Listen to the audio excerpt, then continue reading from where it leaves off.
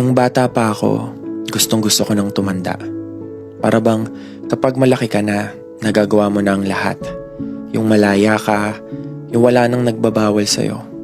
Dati, ayoko natutulog sa hapon. Ayoko inuutusan ako. Ayoko magpahinga kasi gusto ko lang yung maglaro sa labas. Nung bata pa ako, sabi ko, sana matapos na ako sa pag-aaral. Ayoko nang gumawa ng assignment. Ayoko nang mag-review kapag may exam. Gusto ko na lang magtrabaho, sumakay sa jeep o sa tren. Yung maglalakad ako sa may matataas na building. Yung magagawa ko na yung gusto ko na walang pipigil.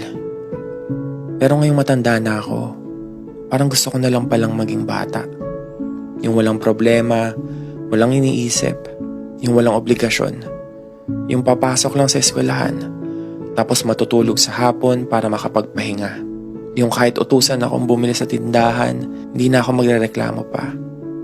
Mahirap palang maging matanda. Sana in-enjoy ko na lang nung bata pa. Sana hindi na lang ako nagmadali. Hindi naman pala madali.